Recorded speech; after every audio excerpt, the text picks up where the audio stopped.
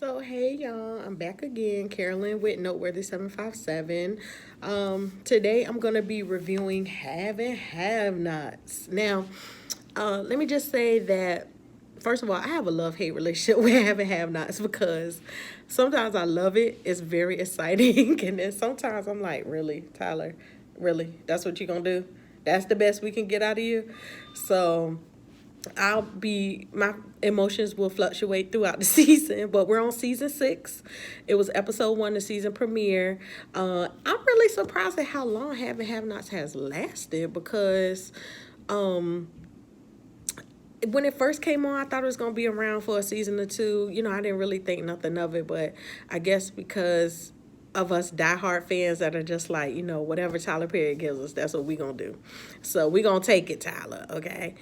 But I also wanted to say that I gave some thought about the direction in which I want to do my channel. I don't want to be the traditional reviewer of the Love and Hip Hops, the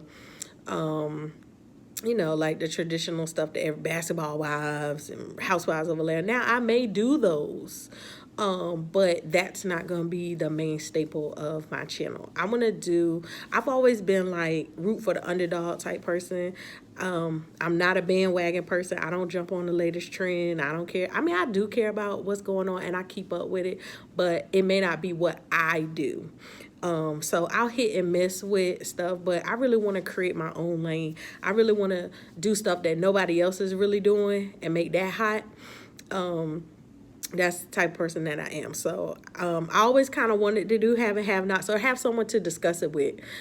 So all my have and have nots people out there, hit me up in the convo. Let's get it popping. Let's talk about this because we backed up. This season 6, we got a lot to talk about.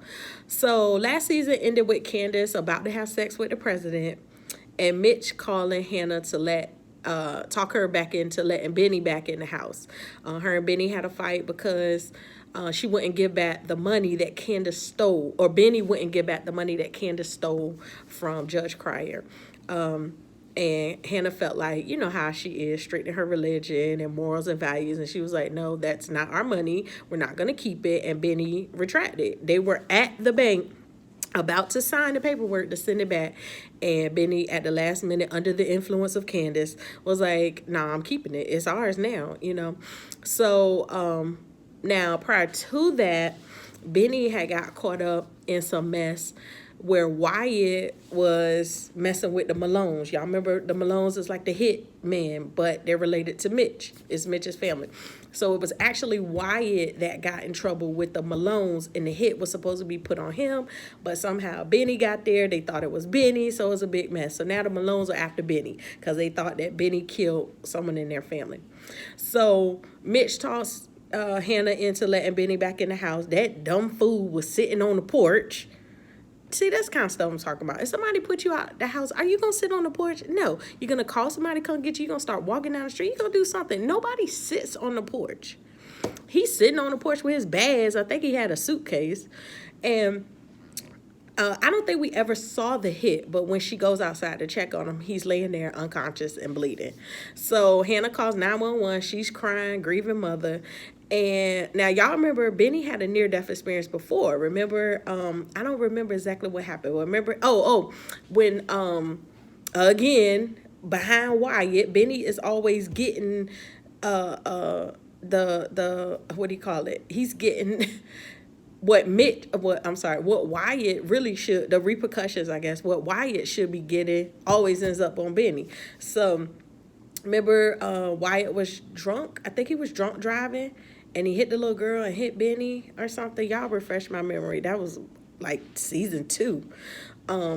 But anyway, we remember he was in the hospital, near death experience. So here we are, Benny back in the hospital behind Wyatt crying.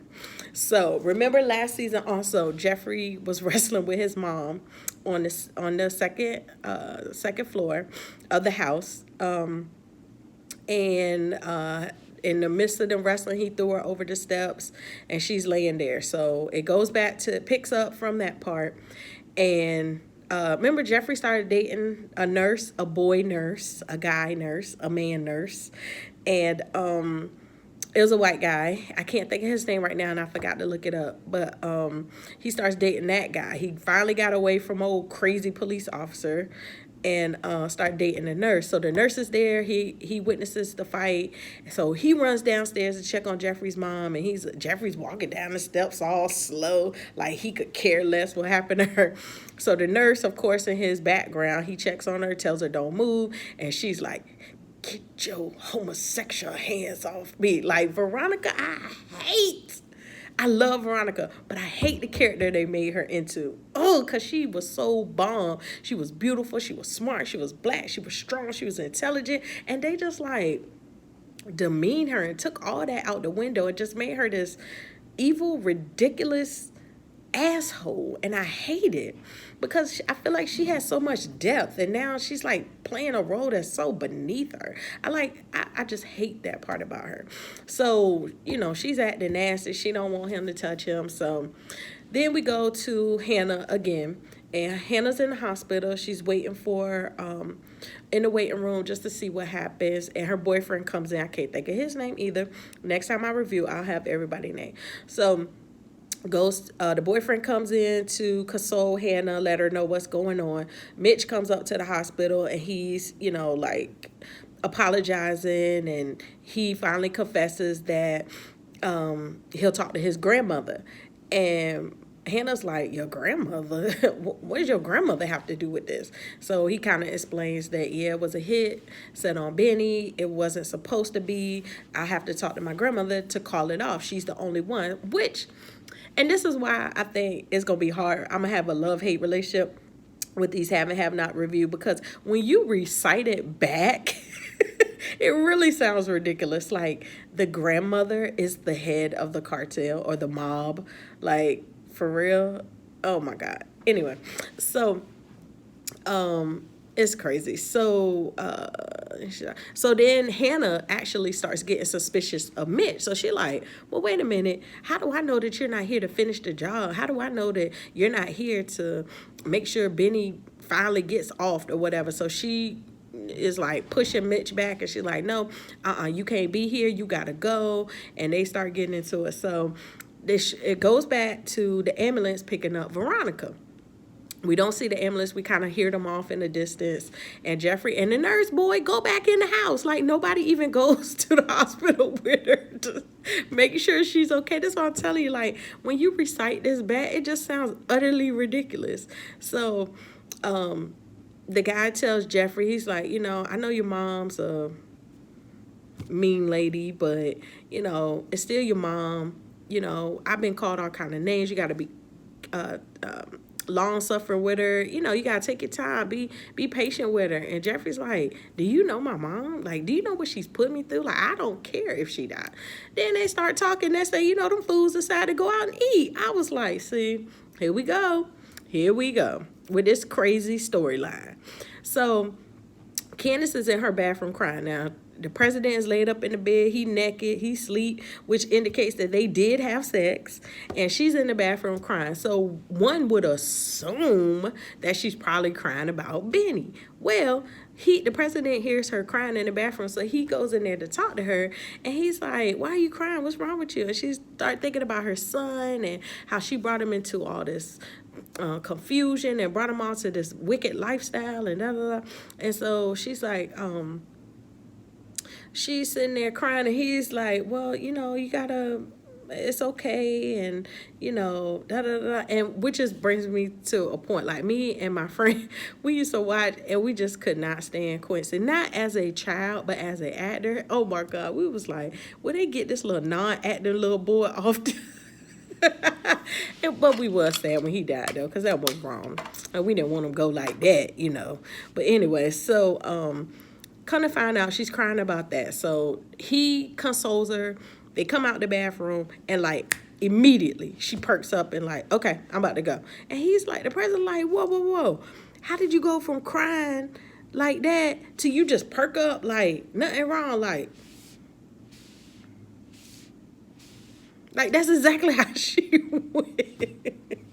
That's exactly how she went, y'all. So he was like, whoa. I think that was the first time he because y'all know he been chasing this chick down. Like, I mean, no dude be chasing a chick down like that. Like he been, I like you, I like you, I like whatever she do to resist him. I like you, I don't care, I like you, I'm gonna have you. It's like it's starting to make me wonder about him. Like what's wrong with him? He must be psychotic. Something wrong with him. So or he got an ulterior motive. Maybe they paying him off. They finally got the right person to get to her, because Judge Cryer and David Harrington been trying to get her for everybody really. Veronica want a piece of her, Miss Cryer want a piece of her, which I'm gonna get to her little trifling tale in a minute. So anyway, so she getting ready to leave. So he's like, no, I don't want you to go. I need an escort when I go meet the president and the first lady tomorrow. So I want you to be my escort. And she's like, I can't go with you. We're not married. And he was like, so I've been telling everybody that, I like you. You a potential wife for me and this and that. So he's like, I don't care about protocol. I can rewrite the protocol. So she agrees to go. And when she agrees to go, she gets a call, or before she says yes, let me backtrack. Before she agrees, she does get a call from Mitch, and Mitch tells her that Benny's been shot. So she immediately wants to go to the hospital. The president said, I'm going with you. He calls Landon in. Landon does what he do as administrative executive assistant, and he prepares the way for the president to go to the hospital. So the feds show up in Veronica's room. Now, here's one of them parts, y'all, where I was like, oh, my God. The feds show up in Veronica's room, and because she's under federal investigation for who knows what, I didn't even get that part. And I think he said something about a bomb or something. Oh, yeah, the bomb in the car that blew up David's girlfriend. But this what killed me, though. Now, she fell from the top floor in the house on a hardwood floor.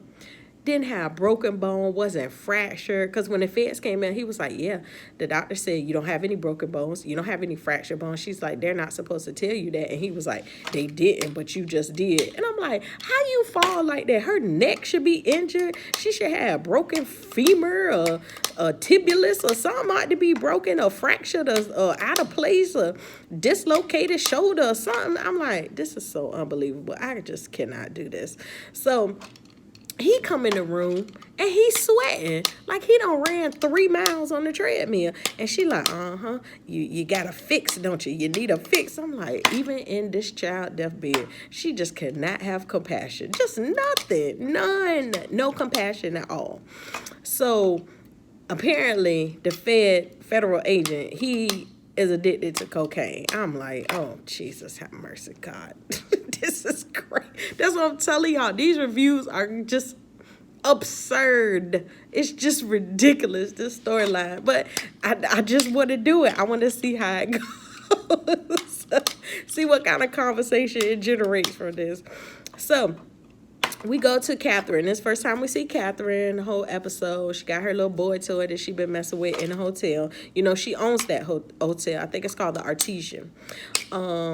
And she asked him, she's like, so where were you born? He's like, I was born in New York.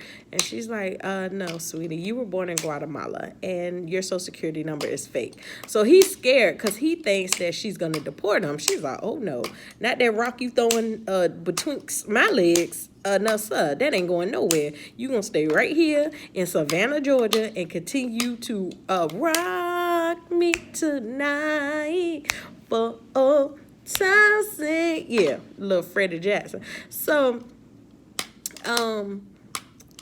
she's trying to get information out of him basically, and she asked him, I'm trying to take Candace down. What do you know? And he's like, well, I don't know nothing, but Rocky knows. And she's like, well, tell Rocky to come up here. So, they running that whole prostitution ring in the hotel. So everybody kind of knows each other. They know code words to look out for each other. So the guy calls Rocky, tells him come upstairs. And he kind of knows, like, okay, might be something going on. And they tell him bring some champagne. So he comes up there. So then we go back to Landon. Landon's doing his thing, getting the hospital ready. He talks to the head of the hospital, tells him that the president's coming to visit some kids. So that's going to be the story that they publish to the press. But isn't this in the middle of the night? Because won't they humping and screwing? And I think, if you look at Hannah, that scene, that was in the middle of the night. Why is the president coming to see the little kids? And see, this type of things that we're going to analyze. This type of things that we're going to look at and be like, okay, little Arsenio Hall throwback for my old heads. So Wyatt is still under house arrest with his arrogant tail. And Sarah, the DA that Judge Cryer has been blackmailing, she comes